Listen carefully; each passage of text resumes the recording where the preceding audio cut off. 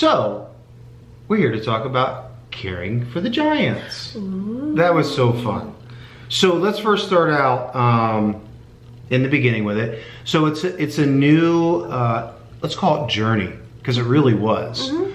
Disney just started it at Animal Kingdom in March, so it's a new thing. So if you haven't seen or heard about it, well then check it out. So basically you got to go online and find the phone number for tours and special events, something like that. Yes. Call that number, and then you have to get a reservation for Caring with the Giants. Okay. Do you remember the cost? It wasn't very much. $30 a person. And if you're AP or Disney Visa, you do get 15 or 10 or 20% off. I thought it was only 10 or 15. Came down to like $50, I think, something like that. Not Anyways, so it's well worth the money anyway. So, how did it start out? So we had to wait at a little like kiosk area. Where at? In Animal Kingdom. Okay, what part? Kilimanjaro Safari. Right out front of Kilimanjaro Safari. Standby side. To the left, yes. There is this little kiosk area where I think they also do the expedition tours, I think too. That's where you meet for those, but I could be wrong. We're doing a tour today, which is fun. We're doing Caring with the Giants. So we're doing some animal tours. We're doing the Caring with the Giants, which I'm really excited about. So we're just standing here waiting right in front of Kilimanjaro Safari. So close to the... But we had to stand out there for a little bit. We checked in and they gave us like our badges and everything. And oh, where they at? Don't have them. They're in the crap room. Sorry. But they gave us these little badges and it had our names on them, and it was just cute. And coastal line. you can see It's unique Caring for the Giants. with that. There's mine too. It stayed above 90. Yay! And so we just stood around there waiting for a little bit, and I remember the day that we went, it was like so hot. It was like so hot that day. And so you know how bad it gets extra humid in Animal Kingdom just because all the foliage and everything. Oh, yeah. So on top of that, it just made it really worse. But it was just like, and it didn't matter. Like no matter who you were sweating. It was. So yeah, as they get the group collected and the time starts, they get your tour guide, and your tour guide walks you behind the gates, behind the scenes where you cannot. No filming. None. You'll get in trouble. No filming. Don't get in trouble. None. None. But you get to see the coolers or the food and the restaurants and things like that. That was actually behind Tusker House. You get to walk behind the scenes of where Tusker House is and where they store the food. Yes. And you walk out past the no longer what's it called? Express? Express buses. Buses, yeah. Buses, which is gone at the end of this month, I think. So they have a little black bus waiting for you to jump like a little on. Mini bus kind of thing. You get on the bus. It's AC. Whoa. It's AC, which is really cool. Yes. Takes you about 5 minutes to go bumpity bump, bumpity bump, bumpity bump, bumpity bump, back to the elephants. So it was really cool just to sort of get closer up to where the animals are kept at night. So you get to see some of that when you are on the train going to Conservation Station to Rafiki's Planet Watch and everything. So it was just neat to get up closer a little bit more to some of those habitats basically. And we then pulled up right underneath where the elephants are located. So if you picture Kilimanjaro Safari, like if you're traveling and on your left-hand side is where the elephants usually are, I think that's the biggest one. Right behind that is basically where we were. And you had to walk up these stairs / platform area to get up to this little like landing area right by the elephants. I mean, literally, like they could have been maybe 3 feet close to you, basically. Yeah, if they would have walked up, obviously, because you walk up and then go to one area. And Or it could have been a dental, but I just don't know.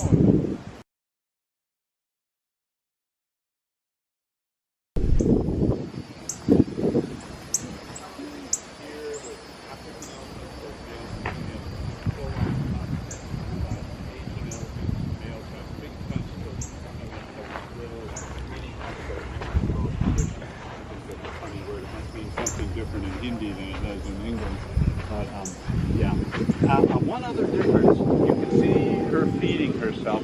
Can you see on the end of her trunk, which is called the beak, by the way, there are two almost like finger-like appendages. Join a little bachelor group for a while, but his goal as an adolescent male is to become a breeder bull. And if you're with 2 or 3 other guys, your chances are not that good. So eventually that little group of young teenage males will break up and they'll be near the herd but never be on a part of the herd. They sort of circle, almost like a satellite circling the earth or something like that, looking for breeding opportunities, keeping the smell and his sight on the herd, but not really a part of the herd. Oh, that was where I got to hold Pooh. Yeah, he held I was holding. Did you hold Pooh? I did hold Pooh. Yeah, we were holding Pooh. But so basically, elephant Pooh. Yeah, elephant Pooh. Yes, it was Big Pooh. Okay. Big as your head Pooh. Stop talking about Pooh. Okay, Pooh. So when you get up there, they do like a little spiel about what to expect and what not to do, that kind of thing. At this point, you are allowed to start filming. Don't feed the elephants, they say. At this point, you are allowed to start filming and film as much as you want.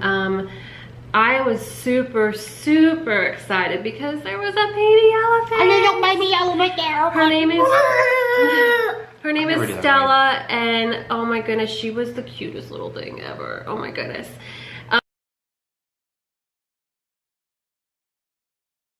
Okay, and if you get a chance to take the safari, you're going to see McLean. Okay, McLean is our breeder male. He's the baby's father. And when you see her hose, and you can see it has some notches in there, so that, okay, ready?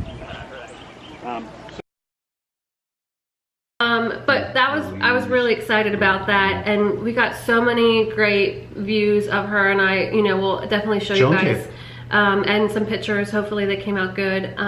The fun part, besides seeing the elephant, what was his name? Oh, I have a picture of him too. So we'll show it in the video, right? It's in the video, we'll remember. He's an ambassador from one of the countries in Africa. Really warm felt. Awesome. Gentleman from, maybe Zimbabwe?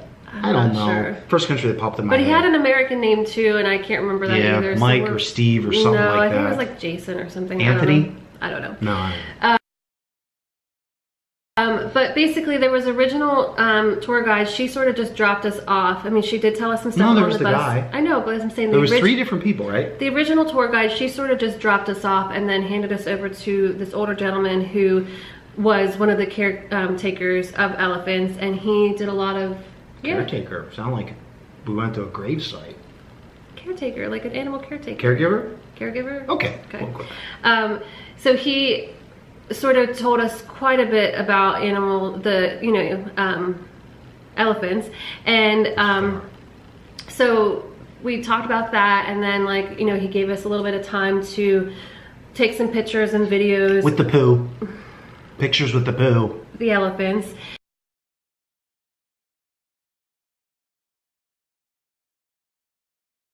And then that's when he handed over the Pooh. Stop. He then handed over the speech to the ambassador from Africa and talked about how we can conserve and help save the elephants and so forth. And that's when we got a free button that was special to Caring for the Giants, and that was really cool. All of the money for what we paid to see the Caring with the Giants goes towards conservation. Amazing. When I found that out, none of Disney has it. When I found that out, I was like, do it. Everybody should do this, because it's just so important to give back, and this is such a great way to give back. Not only do you get an amazing experience, but you also can give back and help conserve. And when we have our kids, hopefully soon, we want to make sure that there's still things that they can learn and see and do, and without conserving, you're not going to be able to do that. Well, yeah, and he explained how they thought the farmers thought that elephants were a bad thing and But bees actually- were a bad thing. And But they're actually good then things. they understood, you know, how they could help the environment, and help the farmers, and And you'll how see they that could do all that in the stuff. video, because I'll try to put in as much as I can. And but it was just an amazing experience. Like 110% would recommend to go. Yes, was it hot that day? But it's not always going to be hot, you know. Of course it could be, but I think it's great for all ages. I think we had kids that I think were ranged. I think there was kids in our group that were maybe 8 to 12, I think, or something, and they truly enjoyed it too. They got excited. They got to hold the poo.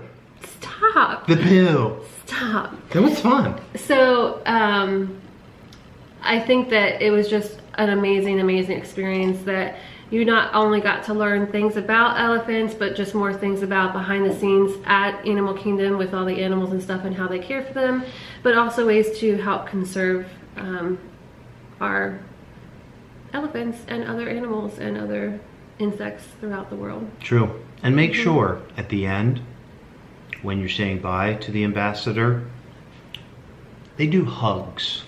Give him a He hug. loves giving hugs. No, I'm the only one that gave a hug. No, but he appreciated that. I know. I asked him if I could give him a hug.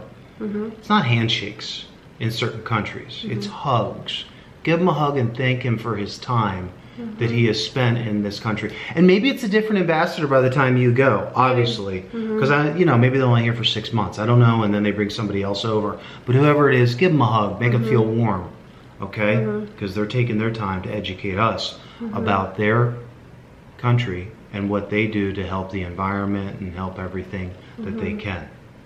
Overall, like how much time do you think it was we were back there? It's an hour. Yeah, it was like an hour, maybe an hour and 15 minutes altogether with the travel time, I think.